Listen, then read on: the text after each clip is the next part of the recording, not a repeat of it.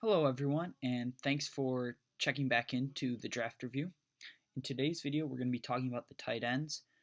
So, in my opinion, the tight ends are more of a luxury pick in the NFL, but this tight end class is very highly rated, and they have some intriguing prospects that I want to go over. Also, it's good to note that in the NFL, a lot of tight ends, just like any other position, can be boom or bust. So, for example, you got Zach Ertz. He was obviously a great pick for the Eagles. But then you also have Brandon Pettigrew. He was a bust in the first round for the Lions. So, without further ado, let's get started. And number 5, got a hard name. We got Elbert Boun. Probably mispronounced that, so I'm sorry about that. But he's from Missouri.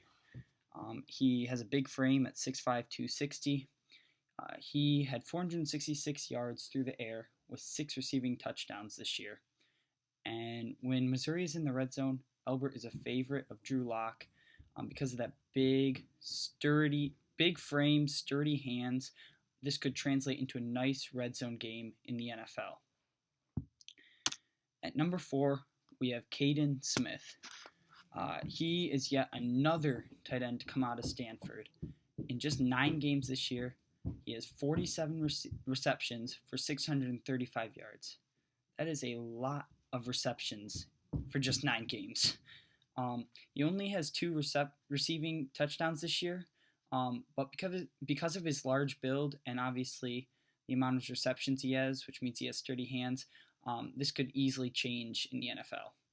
He could easily become a red zone threat if he gets chemistry with the quarterback. At number 3, we have Caleb Wilson. He is a very intriguing prospect.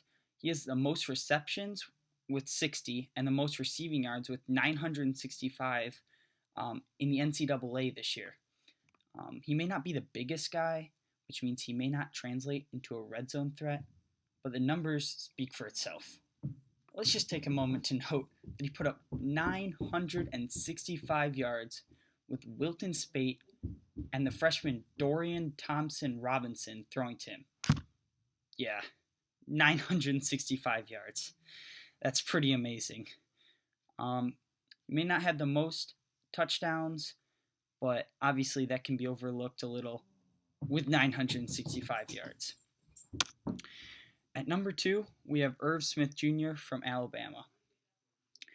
This guy, from my research, has most often been compared to O.J. Howard, and he is actually on pace to become the most prolific tight end in Bama history. This guy has put up the numbers this year and has had some serious production. He also has tight end blood in his family. His dad and uncle both played tight end in the NFL, and his uncle even won a Super Bowl in the NFL playing tight end.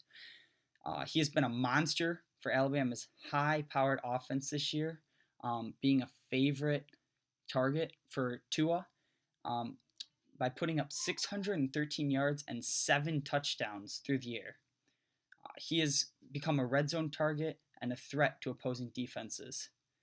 He is trying to help his team win yet another college football playoff. And finally, at number 1, we have Noah Fant. I have so much to say about him. In my opinion, he is a great prospect. If you were to ask someone to name a tight end from this draft, they would most likely say Noah Fant, and for good reason. He has great size for the NFL. He continues the excellence of tight end U at Iowa. He also has a phenomenal story, which is he was recruited by his home state, Nebraska, to play defensive end. Yeah, he's number 1 on my tight end rankings now, but he was recruited in college to play defensive end. This man has hands, which is what gets you drafted high in the first round, and let me tell you, these hands are sturdy. He has 519 yards with 7 touchdowns, and keep in mind, those numbers are with playing alongside another great tight end at Iowa in T.J. Hawkinson. Noah Fant is a threat in the red zone, and unlike some of the other guys on this list, he put up all these numbers with a relatively unknown quarterback throwing to him in Nathan Stanley. So that's going to about wrap up my tight end rankings in this video. If you enjoyed, please subscribe. Also, I'd like to get your thoughts in the comment section below on content, anything that you guys want to see.